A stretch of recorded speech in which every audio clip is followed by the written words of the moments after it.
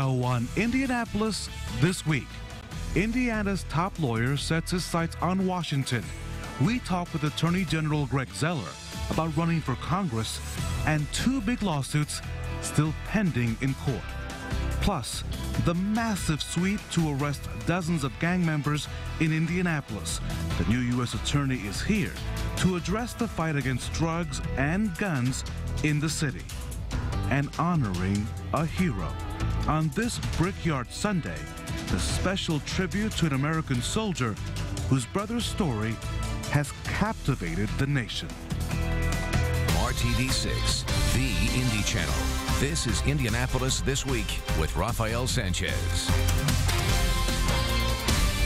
Thank you for joining us for Indianapolis This Week. We're online right now as well on our Twitter page. Join the debate on social media, our account at Indy This Week. We start with the race for Congress, specifically the 9th District Congressional seat. 3 candidates have now joined the race for the seat being vacated by Todd Young as he runs for the U.S. Senate. That includes current Indiana Attorney General Greg Zeller, who formally launched his campaign at an event in Jeffersonville on Monday. We welcome in right now Greg Zeller, who is in his second term as Indiana's Attorney General. Welcome to the program on this Sunday. Good to be with you. We begin in Harrison County. A county clerk employee has been fired. She says she was fired because she would not process same-sex marriage applications. Will that reinvigorate the debate over same-sex marriages in Indiana? There may be a public conversation about it because it's been in the conversation, but I don't know that it'll really zero in on some of the legal issues. So it's actually not going to be the same type of RFRA argument in a court as it is in the public debate. Will this open the Supreme Court decision, which said that same-sex marriage is legal around the country? No, and in fact, that's already been resolved. So at this point, it is the rule of law in Indiana as well as the rest of the country. So I don't think it reopens any debate. There are going to be people who, quite frankly, when they take positions where they're going to be in the position of issuing same-sex marriage licenses, they're going to have to come to grips with that before they take those positions. But I don't know that a clerk is really in a position to make those kind of decisions. Indiana school districts are still challenging the Affordable Care Act on the 30-hour rule. The Supreme Court already ruled on the Affordable Care Act. Is that fight by the school districts now moot? No, absolutely not. In fact, I was really thinking that our case was better than the one that went up that talked about just the language of the statute. Ours really goes to a fundamental principle about whether the Congress, the federal government, and particularly the IRS has the authority under the tax penalty authority under the Affordable Care Act to regulate state governments who are sovereign. So whether it's the state itself or our schools that are all part of the sovereignty of our state, whether they can be taxed into essentially submission to what the federal government wants. Do you see this case reaching the High Court? I do. I think our case was already presented to Judge Lawrence. We stayed it kind of pending the one that went up to the Supreme Court to see whether it may be resolved without going through ours. But now that that one's out of the way, it's really a question about whether the federal government can tax the state. As you run for Congress, you often mention, as the Attorney General of this state, about the overreach of the federal government. What is that overreach, and do you want to join that bickering bunch of folks in Washington, D.C.? Well, it does come from the same principle of limited federal government and the overreach of the federal government into our state role, the state and local government. So, I've defended it for years now in the Office of the Attorney General. I did spend 10 years in Washington, so I think it may be a time to go back to Washington to argue the same case. And frankly, it'll be a new day. There'll be a new president, hopefully a new Congress. Congress needs to act, and they need to start functioning properly. It's been broken for some years, and I'm willing to go do the best I can to fix it. But as this state's Attorney General, you know that you have a lot more power to at least have a voice in the public policy of where things go. In Washington, it's unlikely that the Republicans will in some way lose power, especially in the House and in the Senate. There's gridlock there already, and the party's in charge. So why would you want to join that when it seems you could be more effective in your home state? Well, I'll admit there's gridlock. In fact, I complain about it all the time that Congress is dysfunctional. But if we don't elect people that are willing to go there and make the thing more functional, the relationship between a new president and a new Congress, it gives us a new day to kind of focus on fixing the federal government. Go back to just those limited, enumerated powers that are outlined that only the federal government can do.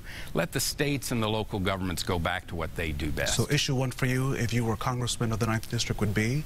It would really be focusing on some of the most important things that they've ignored for years. They haven't really addressed some of the international issues.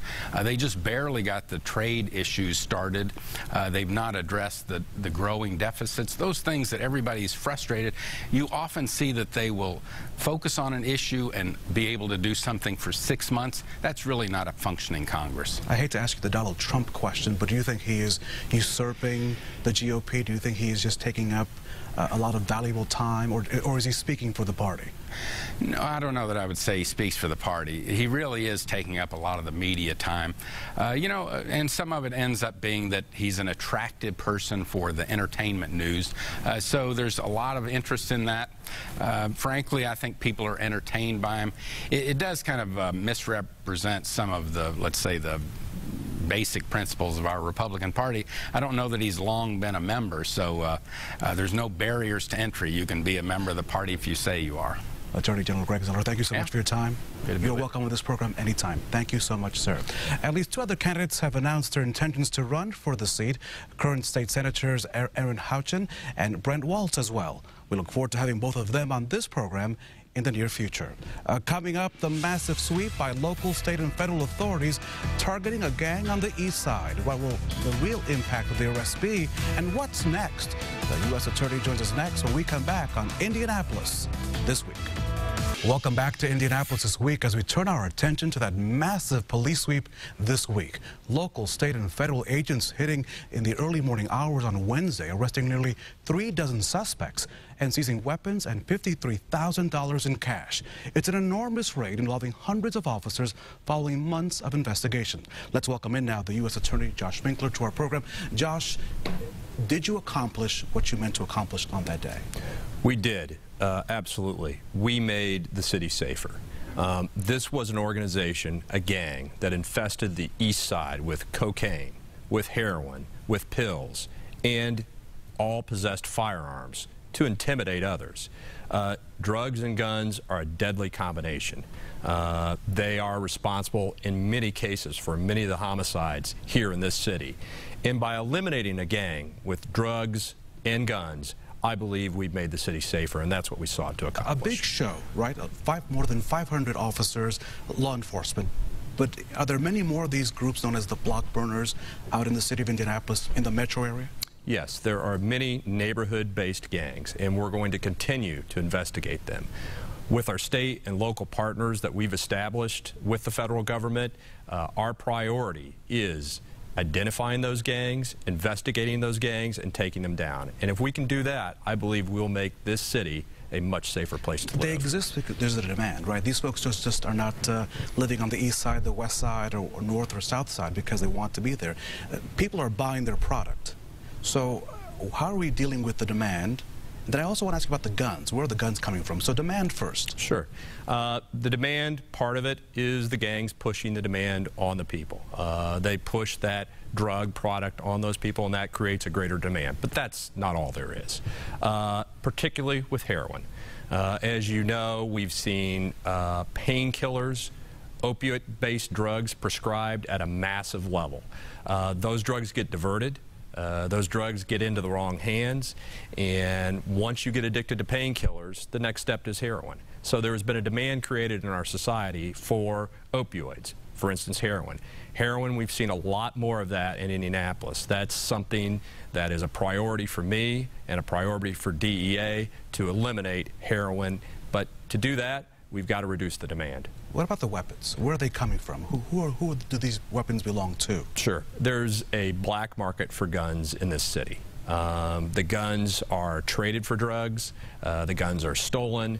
But there is a huge black market for guns. We've seen major thefts from federally licensed firearm dealers. We've seen homicides related to thefts from federally firearm license dealers, there is a huge demand for guns, just like drugs in this community, and there's a huge black market for these guns. They're not legally purchased.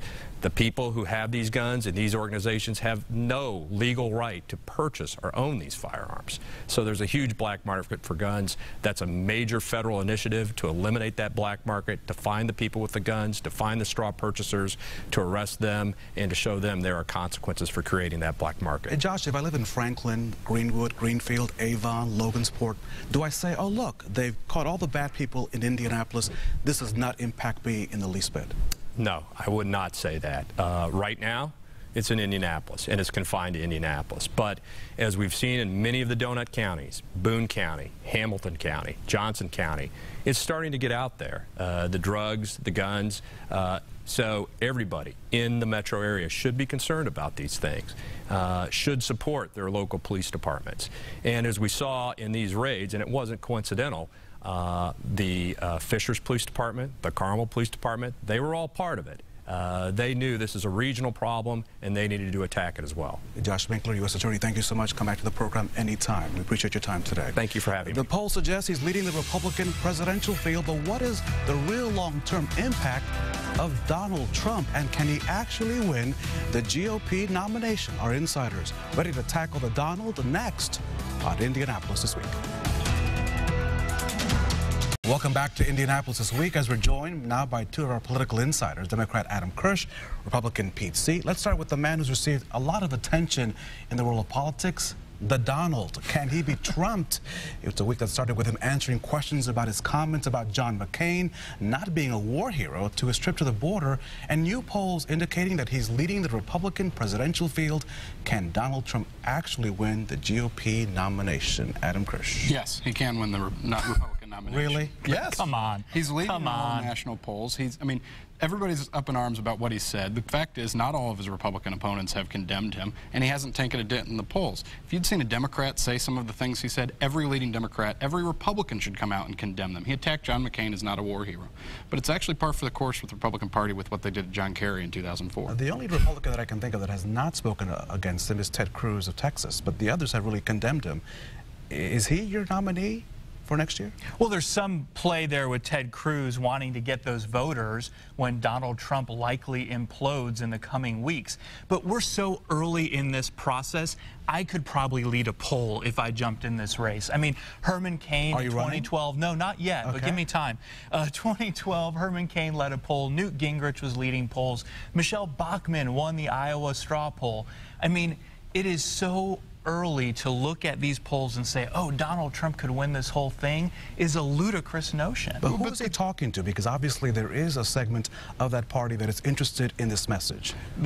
Who is he talking to is, I think, the base of the Republican Party today. I mean, he's not leading one poll and then fading. He's led poll after poll for a long time now. And quite frankly, it's unlike Michelle Bachmann, unlike Herman Cain. He is a fairly well-known commodity. He's said things like this for a long time, and Republican primary voters still say, more than anybody else, say they want him to lead their ticket. Is he talking to the people that actually vote? Because usually it is the ardent supporters that come out on these primaries and vote for candidates. So is the fear that he's talking to those folks that are more than likely to come out and vote in a primary versus a general election? Well, I equate Donald Trump in the Republican primary right now to Bernie Sanders in the Democratic Party primary. He speaks to a group of that party's voters. He is a self-described socialist, for crying out loud, yet thousands upon thousands of people come to his rallies, upwards of 10,000 people at a time, but there's not the same type of attention on Bernie Sanders as there has been on Donald Trump. Well, that's true, but also, and I think he's okay Bernie with that. Sanders Bernie Sanders isn't leading the Democratic field. Not Donald yet. Trump is. Give him time. Speaking of the Democratic field, on the Democratic ticket, trouble now growing for Hillary Clinton. A new report Friday from the New York Times says that 2 inspector generals have recommended criminal investigations over her private email accounts while she used while serving as Secretary of State. Pete, is this an issue that continues to get new attention? Will this hurt her campaign? It's continuing to hurt her. You have these questions about trust and credibility and that voters are showing in polls when you talk to people around the country. You know, the Clintons have hardly been trustworthy, and Hillary Clinton in particular. And we found out late Friday that 4 emails of the 40 that the Inspector General's office looked at did in fact contain classified information. And that's 40 of the 30,000 emails. So if 4 of 40 had it, extrapolate that, it's likely that others did as well too. This is a nagging problem for your nominee or your possible nominee, because the issue of trustworthiness is an issue for her in some of the battleground states. Well, can she shake this? I think she can shake this, and she will shake this. Quite frankly, Republicans hate Hillary Clinton, and they hate the idea of a female president so much that they'll grasp at any straw they can. This is another one. They grabbed at Benghazi for a while. Nothing came of that, and we'll see. Okay, in Indianapolis, another showdown between the Mayor Ballard, and the City County Council, this time over the Blue Indy electric vehicles. Council members upset over the handling of the deal, and now a council committee has approved a measure that would force the removal of the cars they believe are parked illegally on Washington Street. What is going on between the mayor and the council, and are those cars going to be moved? I think the cars will be moved. The cars have been parked there illegally for over a year, and quite frankly, it's like a lot of the Ballard administration things, like Vision Fleet. It may be a fine idea, but instead of coming through the natural government process, debating it at the council, having the council pass ordinances, and get that done the right way, Ballard just charges in and causes himself a worth of hurt.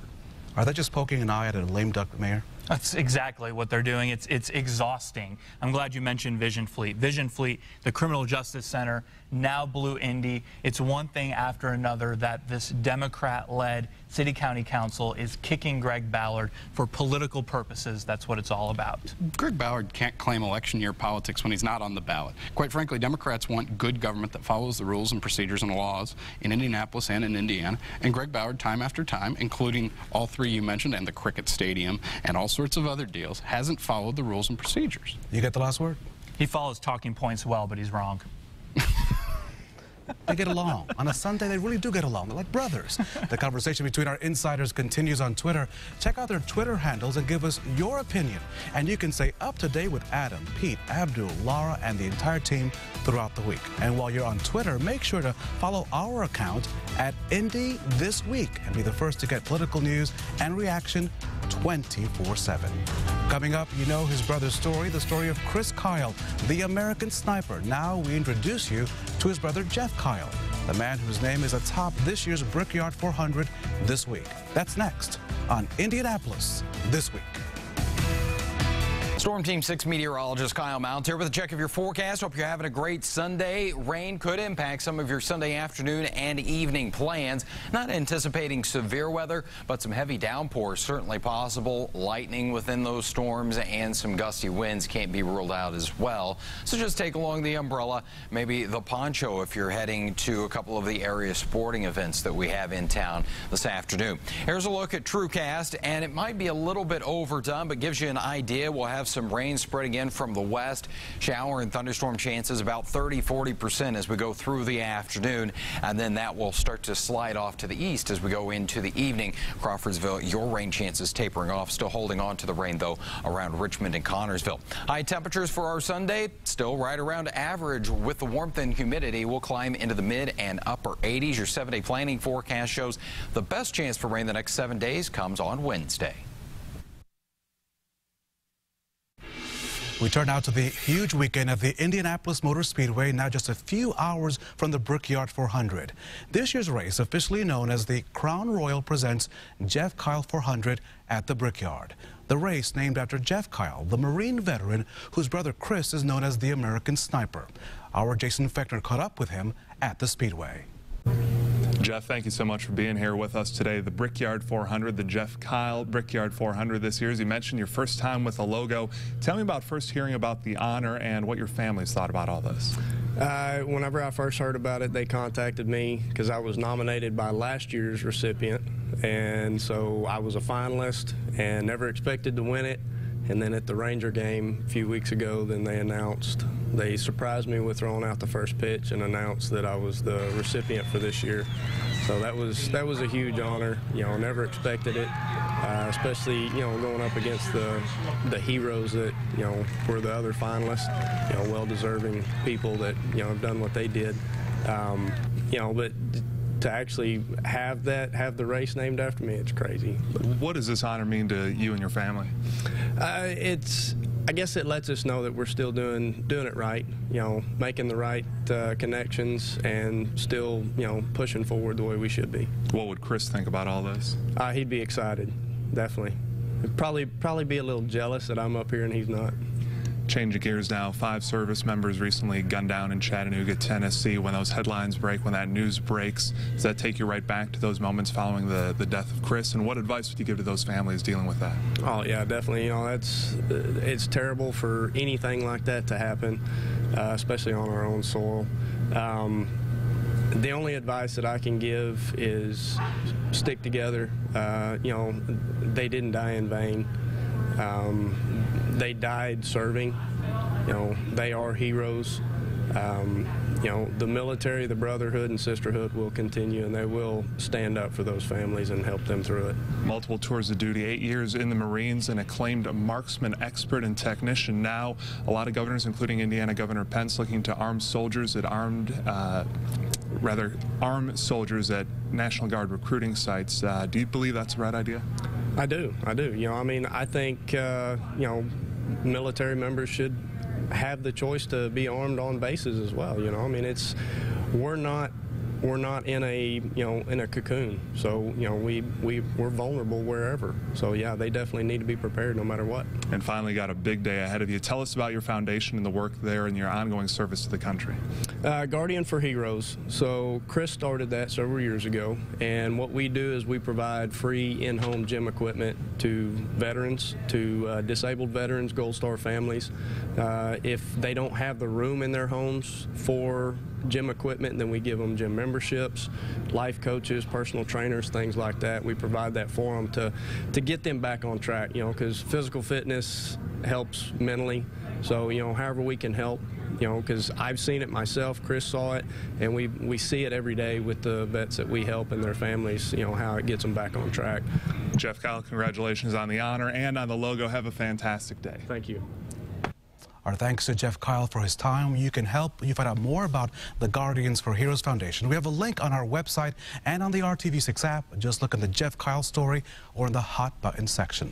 For Jason Fector and the entire RTV6 News team, we thank you for joining us today. We'll see you next week on Indianapolis This Week. Have a great Sunday.